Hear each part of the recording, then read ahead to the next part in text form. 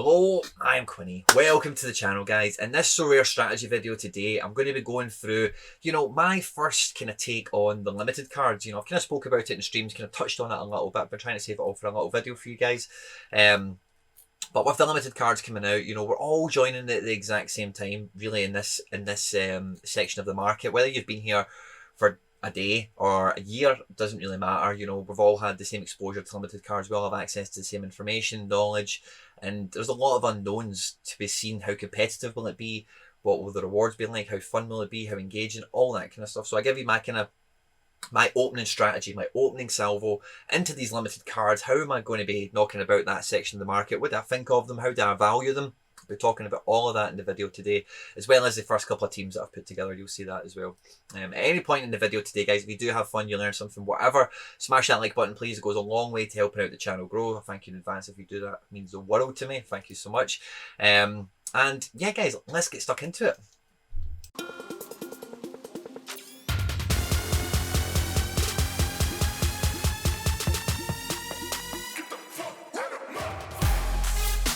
Now, first of all, as you can see to start with, I went for if you look at the left hand, just above my head here, you'll see the opening kind of combination of cards we've ended up getting is the typical FC Barcelona makeup. Heavy on midfield and get a round number between the other positions to try and balance something out. More striker heavy, less defenders, because there's plenty of them going around and they're always easy to get your hands on, should you require one.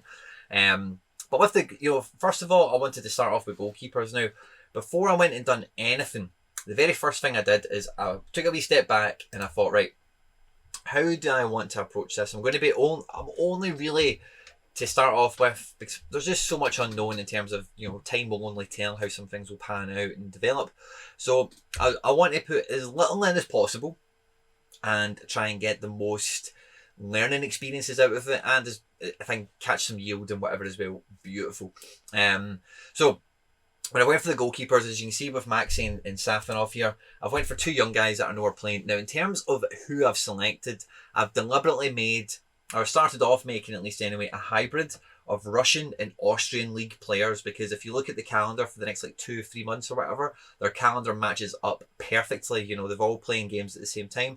And for two leagues that granted don't have that much fixtures in the grand scheme of European football, to have their fixtures married up perfectly, it gives me a bit of flexibility, and it's actually really fun as well, because there's not really any U23 goalkeepers in Austria that are particularly exciting, and outside of Pence, there's not really any goalkeepers I'm really considering buying or anything, So it means I can go to Russia and get some of the good goalkeepers that are there. So I went and got Maxi and I got Saf. Now, coincidentally, both of them are U23, but I see Max more as being a senior of the two goalkeepers. Safanov would be the youth goalkeeper.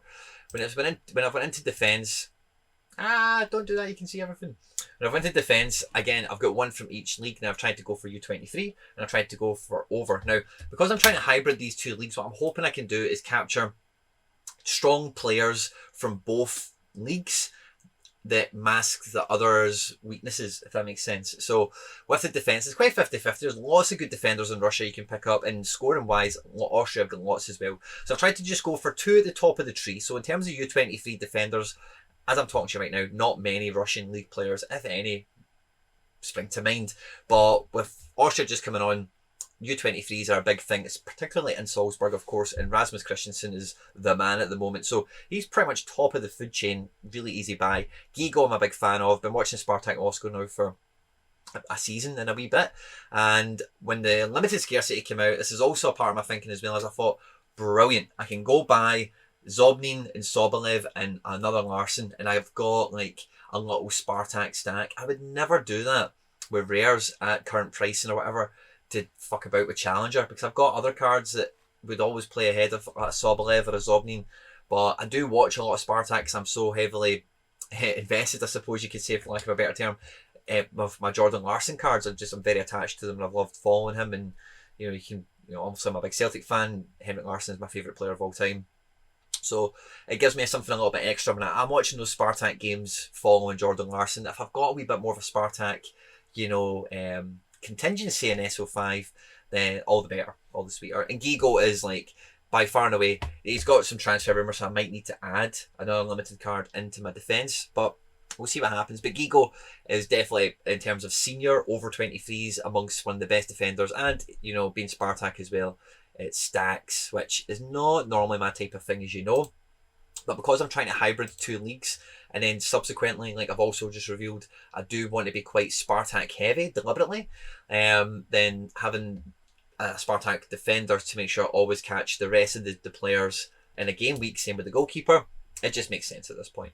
Now, in terms of midfield, what I've been able to do, ignore the Jason, right? I didn't really mean to buy him. It was when Limiteds first came out, and I was like, I'll just put a few wee scout bids around. I know I'll get outbid, but at least I'll see where they land. And I ended up picking him up by accident. So I've got a Jason. Ignore him. Camavinga came out today, and I just could not have him, you know. And he really compliments for me my Zacharian, my Arson, because both of those guys at the age of 18 are really lovely little limited cards for me to have. Zacharian, I don't really have the need to buy as rare, especially now I've got the limited. I'm actually quite happy just to have guys like him. Camavinga is a bit different because his rare is so much more expensive, and I do still want a rare, but I can get an early print limited and get him an SO5 action right away, which is cool. And then the boy Sucic here again goes in with the strategy. You know, he's in the Austrian league, Salzburg. Love European football as well, so there'll be some midweek fixtures and whatnot to come from them. And he also has a pair. I don't like stacks. It's a pair with Rasmussen. So if Salzburg have had a good game, I've got Sucic and Rasmussen, who are both solid enough players. Sucic is quite new to the club in the grand scheme of things, so I don't know how concrete his position is in the team. He didn't cost very much, so I'm not too bored. I've still got Zacharian, I've still got Zobnin, I've still got Camavinga, so I don't really need him. And I say Jason is just a little bit of clutter. Then up front, the very first card I wanted as soon as this was announced, pretty much, and I seen the auctions, was Jordan Larson. I managed to get the number 7 right. Now that's not really much to anyone, right? But having a Larson with a number 7 is cool. I like that. We got the Sobolev because I just want to have that partnership. And then I went back to the well. I went back to Salzburg, and I thought, is there another U23 striker I can get out of here that's not Koita? And then Adeyemi isn't on the platform yet, so I got the wee Adamu. Got him quite cheap. You could probably get him cheaper now. I haven't checked. And then the boy Schmidt here came up in the end product live stream that we did in the members section of the channel as being one of the better players in Austria last year. So really happy to pick him up at the kind of price we got him for. He's an under 23 forward, so even if Adamu doesn't play, and he is my only U23 forward, last glance, if they get by St Johnson, will be in the Europa Conference League, which could be a good competition for him to be in. So we'll see how that pans out. Did they play St Johnson yesterday? Or is it today? I'm forgetting. Sorry, I think it was yesterday. I didn't even know the score. Sorry guys, I haven't even kept on top of that.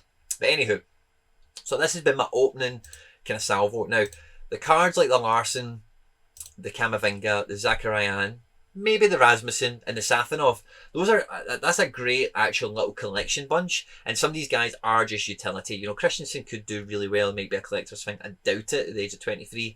And then there's a few other kind of little punts here. But because so little is known about the limited scarcity, what D5 will offer, what future developments could and will roll off the back of this, I am only really buying limited cards with the gallery and the standing I currently have at the moment that I can easily like buy and burn. You know, like if I kind of fall out of love with D5 and it's just more hassle than it's worth, or you know, whatever, I'm not winning prizes, it's a waste of my time, whatever it might be, then other than the cards I just named, I'd probably sell the rest of them and just keep the wee other ones as like collection pieces. And I kind of spoke about this in the stream the other day, but as you can see with the guys I've picked up, there's lots of guys, you know, like Zobnin, I'm just not motivated.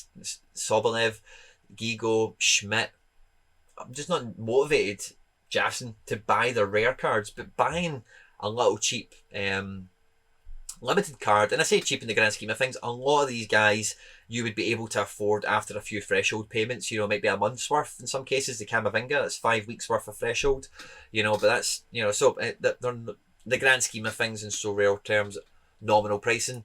And I already kind of spoke about that, my first thoughts about the limited scarcity, just exactly what I think. But this is the strategy I'm starting off with. I'm kind of hybriding 2 leagues that have some positives and negatives that cancel each other out, with the goalkeepers, the lack of goalkeepers, I guess you could say, in Austria.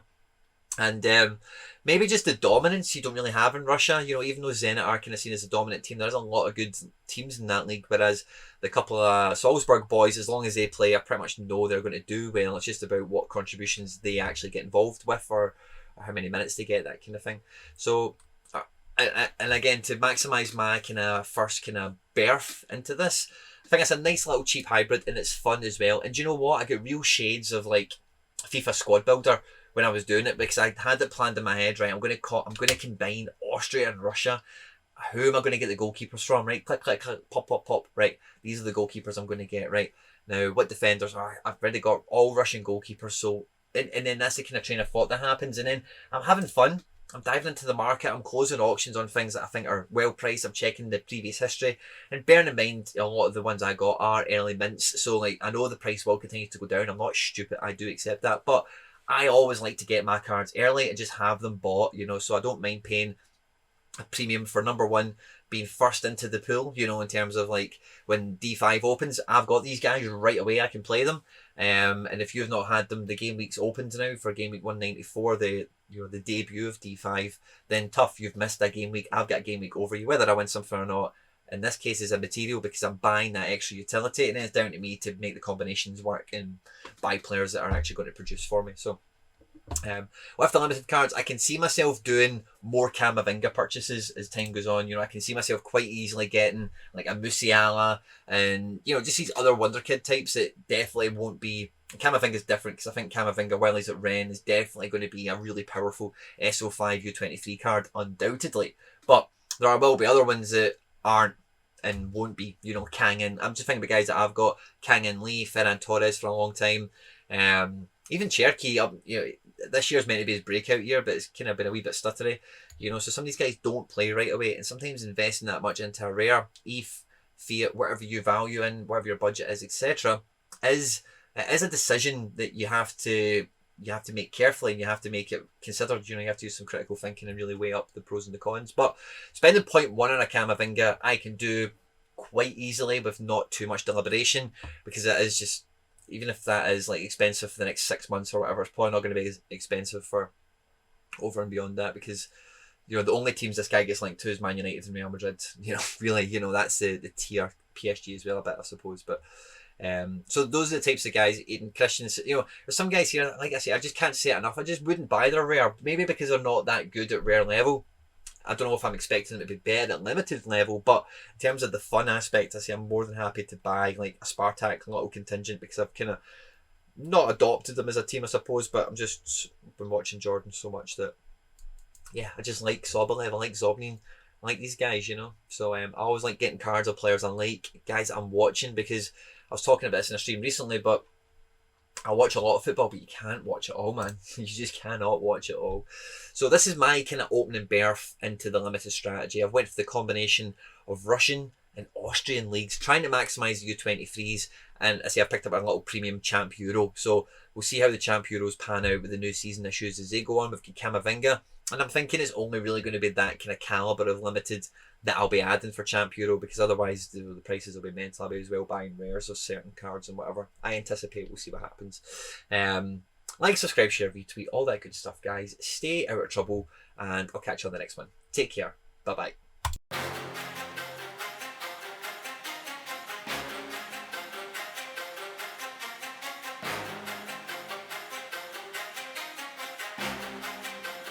Time.